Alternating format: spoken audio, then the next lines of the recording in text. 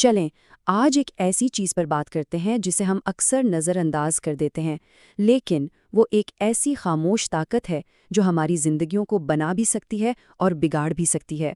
تو اس بات کو سمجھنے کے لیے چلیں ایک بنیادی سوال سے شروع کرتے ہیں۔ بھائی، ہماری شخصیت بناتا کون ہے؟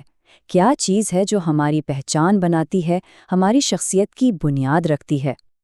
اب دیکھیں، اکثر لوگ کیا سوچتے ہیں، یہی نا کہ بھئی ہمارے حالات ایسے تھے اس لیے ہم ایسے ہیں، یا ہمارے آس پاس کے لوگوں نے ہمیں ایسا بنا دیا، یا کچھ لوگ تو سیدھا سیدھا قسمت پر ڈال دیتے ہیں۔ یہی وہ جوابات ہیں جو ہمیں عام طور پر سننے کو ملتے ہیں، ہے نا؟ لیکن اصل کہانی کچھ اور ہے۔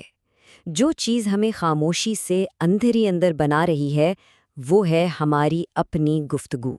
جی ہاں، وہ باتیں جو ہم سارا دن اپنے آپ سے کرتے رہتے ہیں۔ اسی چیز کو سیلف ٹاک یا خود کلامی کہتے ہیں، مطلب وہ اندر کی آواز جو ہر وقت ہر لمحہ ہمارے ساتھ ہوتی ہے، ہمارے سوچنے کے انداز، ہمارے احساسات، یہاں تک کہ ہمارے فیصلوں پر بھی اثر ڈالتی ہے۔ اب ذرا اس بات کی گہرائی کو سمجھیں۔ جب بھی کوئی کام خراب ہوتا ہے تو ہم خود سے کیا کہتے ہیں؟ کیا یہ کہ یار مجھ سے تو ہمیشہ ہی گڑبڑ ہو جاتی ہے، یا یہ کہ چلو کوئی نہیں، اگلی بار بہتر کریں گے؟ یہ صرف چھوٹے چھوٹے جملے نہیں ہیں، نہیں، یہ تو وہ اینٹیں ہیں جن سے ہماری شخصیت کی پوری عمارت کھڑی ہو رہی ہے۔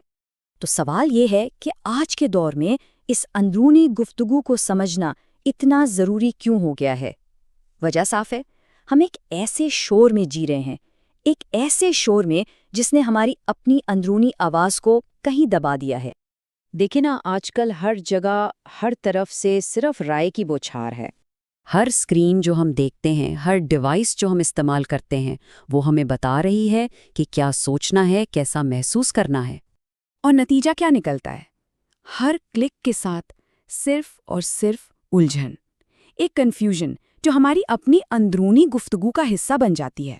تو جب اتنا سارا غیر ضروری اور اکثر منفی مواد ہم مسلسل اپنے اندر ڈال رہے ہیں، تو پھر اس بات پر حیران کیوں ہونا کہ ہماری بے چینی اور پریشانی بڑھ رہی ہے؟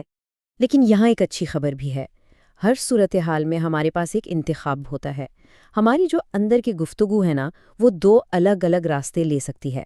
چلیں اس کو کچھ مثالوں سے سمجھتے ہیں تو بات زیادہ واضح ہو جائے گی۔ مثال کے طور پر ایک طالب علم کو دیکھیں، امتحان میں نمبر کم آئے، ٹھیک ہے، یہ ایک حقیقت ہے، لیکن اس کے بعد جو وہ خود سے بات کرے گا نا، وہ دو بالکل مختلف نتائج دے سکتی ہے۔ ایک طرف وہ سوچ سکتا ہے میں قابل ہی نہیں ہوں، جو اس کی خود اعتمادی ختم کر دے گا۔ دوسری طرف وہ کہہ سکتا ہے مجھے تیاری کا طریقہ بدلنا ہوگا۔ دیکھیں، یہ راستہ بہتری اور کامیابی کی طرف لے جاتا ہے۔ ایک اور مثال لیتے ہیں جو آج کل بہت عام ہے، سوشل میڈیا پر دوسروں کی کامیابی دیکھنا۔ ایک راستہ تو یہ ہے کہ انسان سوچے، او رے سب لوگ آگے نکل گئے، میں پیچھے رہ گیا۔ یہ سیدھا سیدھا احساس کمتری کا راستہ ہے۔ لیکن دوسرا راستہ کیا ہے؟ یہ تسلیم کرنا کہ بھائی ہر کسی کا سفر الگ ہے، مجھے اپنا راستہ خود بنانا ہے۔ تو اصل بات کیا ہوئی؟ دونوں مثالوں میں حالات تو ایک جیسے تھے، ہے نا؟ لیکن نتیجہ بالکل الگ نکلا۔ تو فرق کس چیز میں تھا؟ فرق حالات میں نہیں تھا، فرق تھا اس گفتگو میں جو اندر چل رہی تھی، خود کلامی میں۔ اچھا، تو اب سوال یہ ہے کہ اس گفتگو کو بہتر کیسے بنایا جائے؟ دیکھیں، اس کا کوئی فوری حل، کوئی کوئک فکس نہیں ہے۔ یہ اصل میں خود کو جاننے کا، خود آگاہی کا ایک مسلسل سفر ہے۔ اور اس سفر کے 3 اہم قدم ہیں۔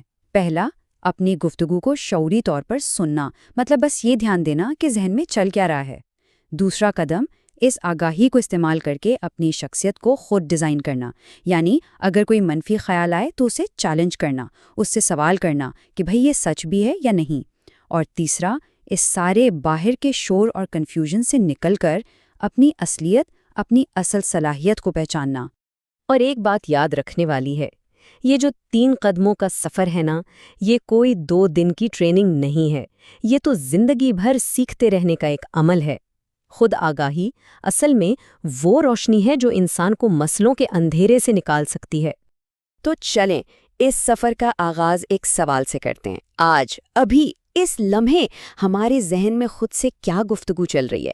کیونکہ یاد رکھیں، ہر بڑی تبدیلی آگاہی سے شروع ہوتی ہے، اور آگاہی کا آغاز ہمیشہ ایک سوال سے ہوتا ہے۔